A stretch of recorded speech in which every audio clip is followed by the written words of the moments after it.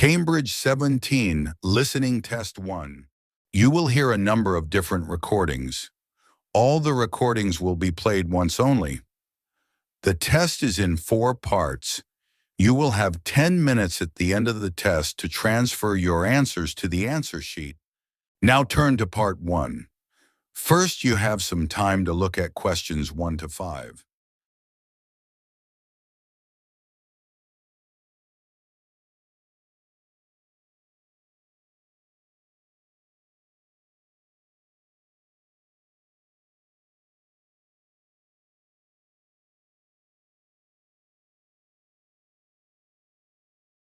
Listen carefully and answer questions 1 to 5. Hello? Oh, hello. My name's Jan. Are you the right person to talk to about the Buckworth Conservation Group? Yes, I'm Peter. I'm the secretary. Good. I've just moved to this area and I'm interested in getting involved. I was in a similar group where I used to live. Could you tell me something about your activities, please? Of course. Well, we have a mixture of regular activities and special events. One of the regular ones is trying to keep the beach free of litter. A few of us spend a couple of hours a month on it, and it's awful how much there is to clear. I wish people would be more responsible and take it home with them. I totally agree. I'd be happy to help with that. Is it okay to take dogs? I'm afraid not, as they're banned from the beach itself. You can take them along the cliffs, though, and children are welcome. Right. We also manage a nature reserve, and there's a lot to do there all year round. For example, because it's a popular place to visit, we spend a lot of time looking after the paths and making sure they're in good condition for walking. I could certainly help with that. Good. And we have a program of creating new habitats there. We've just finished making and installing nesting boxes for birds to use, and next we're going to work on encouraging insects. They're important for the biodiversity of the reserve. They certainly are. Oh, and we're also running a project to identify the different species of butterflies that visit the reserve. You might be interested in taking part in that. Sure. I was involved in something similar where I used to live, counting all the species of moths. I'd enjoy that. Another job we're doing at the reserve is replacing the wall on the southern side, between the parking area and our woodshed. It was badly damaged in a storm last month. Okay. Before you hear the rest of the conversation, you have some time to look at questions 6 to 10.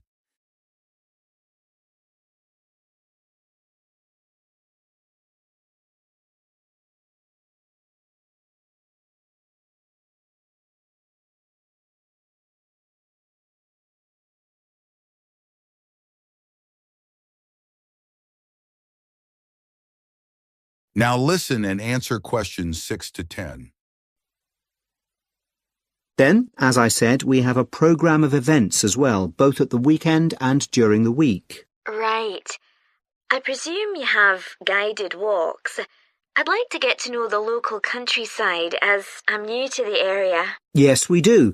The next walk is to Ruston Island a week on Saturday. We'll be meeting in the car park at Dunsmore Beach at low tide. That's when the sands are dry enough for us to walk to the island without getting wet. Sounds good. The island's a great place to explore. It's quite small, and it's got a range of habitats. It's also an ideal location for seeing seals just off the coast or even on the beach. Okay. And is there anything we should bring? Like a picnic, for instance? Yes, do bring one, as it's a full-day walk. And of course, it'll be wet walking across and back, so make sure your boots are waterproof. I must buy a new pair. There's a hole in one of my current ones. Well, I'd definitely like to come on the walk. Great. Then later this month, we're having a one-day woodwork session in Hopton Wood. I've never tried that before. Is it okay for beginners to take part? Definitely. There'll be a couple of experts leading the session, and we keep the number of participants down, so you'll get as much help as you need. Excellent. I'd love to be able to make chairs. That's probably too ambitious for one day. You'll be starting with wooden spoons, and of course learning how to use the tools. and anything you make is yours to take home with you. That sounds like fun. When is it? It's on the 17th from 10 a.m. until 3. There's a charge of £35, including lunch, or £40 if you want to camp in the wood. I should think I'll come home the same day. Well, I'd certainly like to join the group. That is the end of part 1. You now have half a minute to check your answers.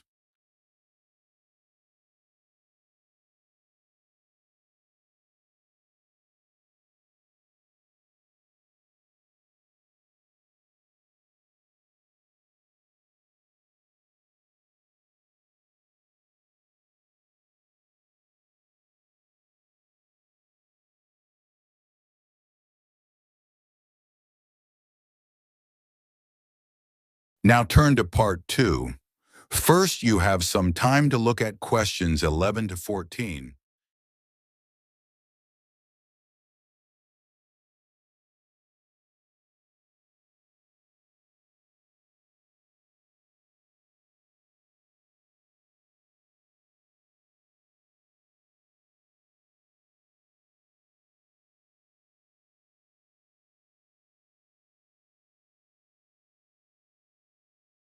Now listen and answer questions 11 to 14. So, hello everyone. My name's Lou Miller, and I'm going to be your tour guide today as we take this fantastic boat trip around the Tasmanian coast.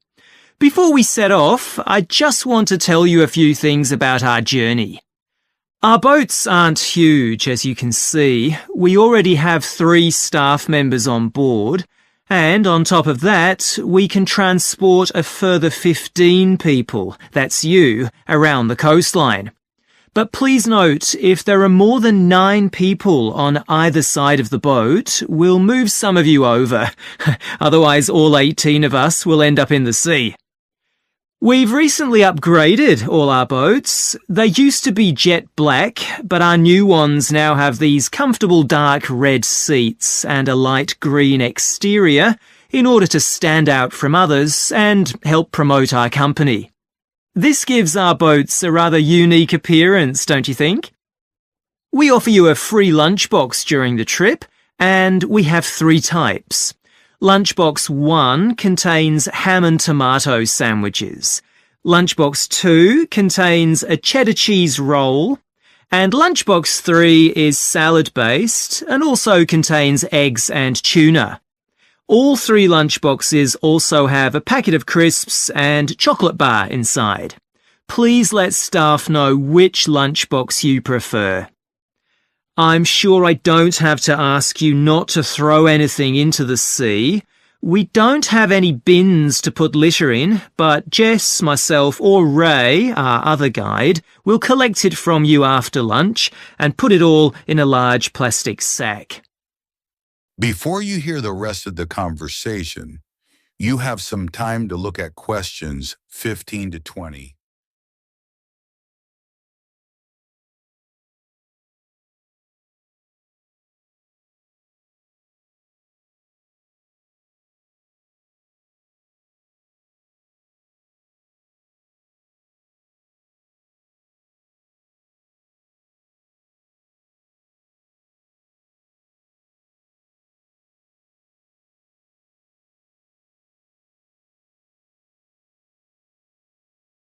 Now listen and answer questions 15 to 20. The engine on the boat makes quite a lot of noise, so before we head off, let me tell you a few things about what you're going to see. This area is famous for its ancient lighthouse, which you'll see from the boat as we turn past the first little island. It was built in 1838 to protect sailors, as a number of shipwrecks had led to significant loss of life. The construction itself was complicated, as some of the original drawings kept by the local council show. It sits right on top of the cliffs in a very isolated spot. In the 19th century, there were many jobs there, such as polishing the brass lamps, chopping firewood, and cleaning windows that kept lighthouse keepers busy. These workers were mainly prison convicts until the middle of that century, when ordinary families willing to live in such circumstances took over. Some of you have asked me what creatures we can expect to see. I know everyone loves the penguins, but they're very shy and unfortunately tend to hide from passing boats. But you might see birds in the distance, such as sea eagles, flying around the cliff edges where they nest. When we get to the rocky area inhabited by fur seals, we'll stop and watch them swimming around the coast. They're inquisitive creatures, so don't be surprised if one pops up right in front of you. Their predators, orca whales, hunt along the coastline too, but spotting one of these is rare. Dolphins, on the other hand, can sometimes approach on their own or in groups as they ride the waves beside us. Lastly, I want to mention the caves. Tasmania is famous for its caves, and the ones we'll pass by are so amazing that people are lost for words when they see them. They can only be approached by sea, but if you feel that you want to see more than we're able to show you, then you can take a kayak into the area on another day, and one of our staff will give you more information on that. What we'll do is to go through a narrow channel, past some incredible rock formations, and from there we'll be able to see the openings to the caves, and at that point we'll talk to you about what lies beyond. That is the end of part 2. You now have half a minute to check your answers.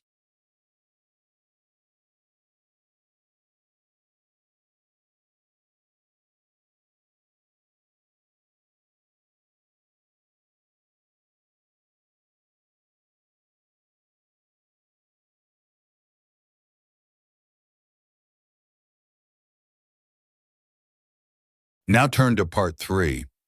First, you have some time to look at questions 21 to 26.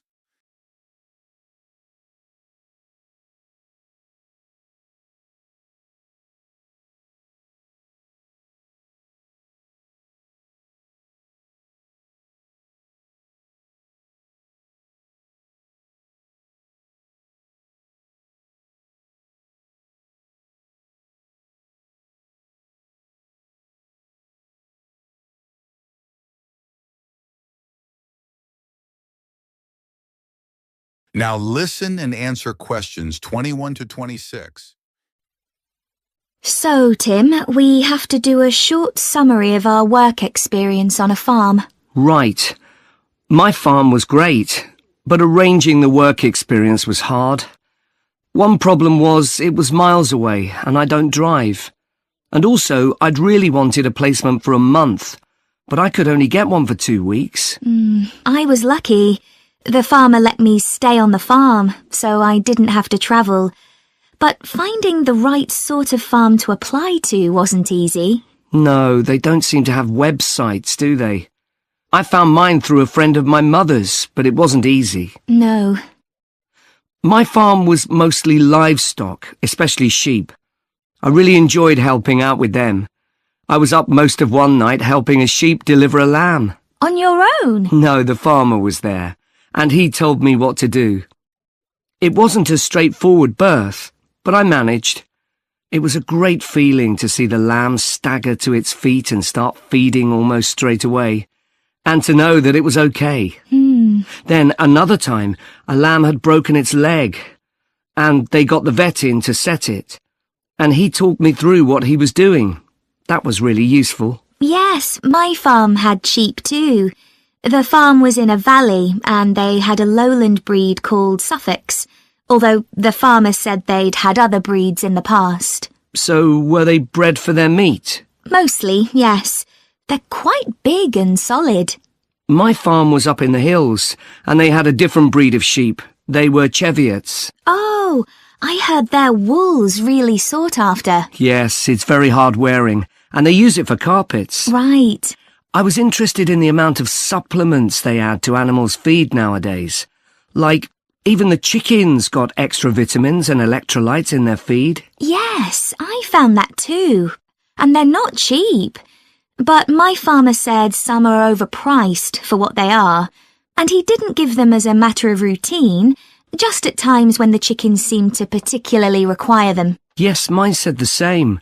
He said certain breeds of chickens might need more supplements than the others, but the cheap and expensive ones are all basically the same.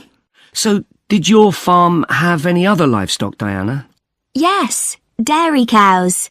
I made a really embarrassing mistake when I was working in the milk shed.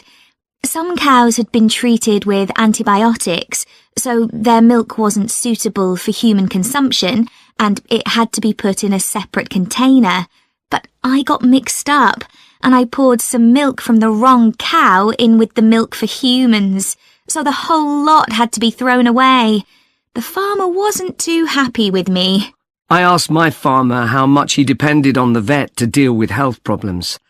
I'd read reports that the livestock's health is being affected as farmers are under pressure to increase production. Well, he didn't agree with that, but he said that actually some of the stuff the vets do, like minor operations, he'd be quite capable of doing himself. Yeah, my farmer said the same, but he reckons vet skills are still needed. Before you hear the rest of the conversation, you have some time to look at questions 27 to 30.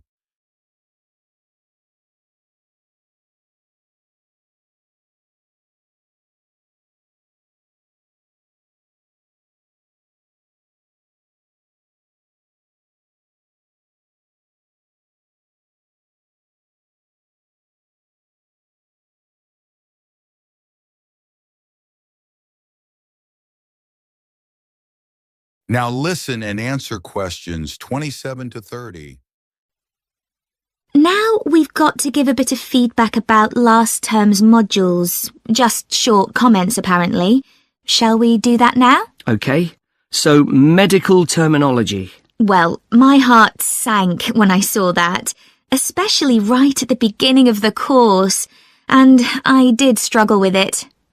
I thought it'd be hard, but actually I found it all quite straightforward. What did you think about diet and nutrition? Okay, I suppose.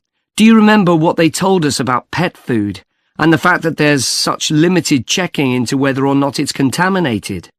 I mean, in comparison with the checks on food for humans, I thought that was terrible. I think the module that really impressed me was the animal disease one, when we looked at domesticated animals in different parts of the world, like camels and water buffalo and alpaca. The economies of so many countries depend on these, but scientists don't know much about the diseases that affect them. Yes. I thought they'd know a lot about ways of controlling and eradicating those diseases, but that's not the case at all. I loved the wildlife medication unit. Things like helping birds that have been caught in oil spills. That's something I hadn't thought about before. Yeah, I thought I might write my dissertation on something connected with that. Right. So, actually, I was thinking something along the same... That is the end of part 3. You now have half a minute to check your answers.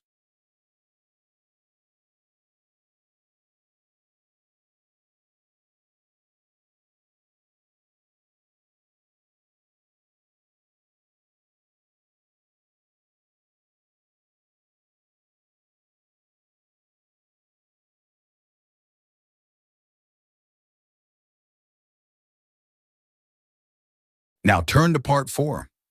First, you have some time to look at questions 31 to 40.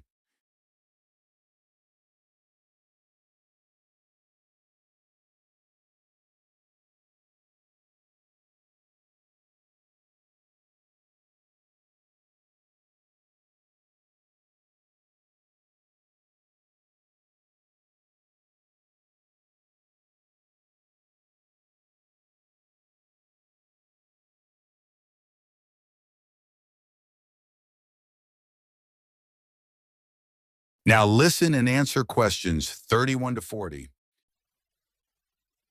Labyrinths have existed for well over 4,000 years. Labyrinths and labyrinthine symbols have been found in regions as diverse as modern-day Turkey, Ireland, Greece, and India. There are various designs of labyrinth, but what they all have in common is a winding spiral path which leads to a central area. There is one starting point at the entrance, and the goal is to reach the central area. Finding your way through a labyrinth involves many twists and turns, but it's not possible to get lost, as there is only one single path. In modern times, the word labyrinth has taken on a different meaning and is often used as a synonym for a maze. A maze is quite different, as it is a kind of puzzle with an intricate network of paths. Mazes became fashionable in the 15th and 16th centuries in Europe and can still be found in the gardens of great houses and palaces. The paths are usually surrounded by thick, high hedges so that it's not possible to see over them. Entering a maze usually involves getting lost a few times before using logic to work out the pattern and find your way to the center, and then out again. There are lots of dead ends and paths which lead you back to where you started. The word maze is believed to come from a Scandinavian word for a state of confusion. This is where the word amazing comes from. Labyrinths, on the other hand, have a very different function. Although people now often refer to things they find complicated as labyrinths, this is not how they were seen in the past. The winding spiral of the labyrinth has been used for centuries as a metaphor for life's journey. It served as a spiritual reminder that there is purpose and meaning to our lives, and helped to give people a sense of direction. Labyrinths are thought to encourage a feeling of calm, and have been used as a meditation and prayer tool in many cultures over many centuries. The earliest examples of the labyrinth spiral pattern have been found carved into stone, from Sardinia to Scandinavia, from Arizona to India to Africa. In Europe, these spiral carvings date from the late Bronze Age. The Native American Pima tribe wove baskets with a circular labyrinth design that depicted their own cosmology. In ancient Greece, the labyrinth spiral was used on coins around 4,000 years ago. Labyrinths made of mosaics were commonly found in bathhouses, villas, and tombs throughout the Roman Empire. In northern Europe, there were actual physical labyrinths designed for walking on. These were cut into the turf or grass, usually in a circular pattern. The origin of these walking labyrinths remains unclear, but they were probably used for fertility rites, which may date back thousands of years. 11 examples of turf labyrinths survive today, including the largest one at Saffron Walden, England, which used to have a large tree in the middle of it.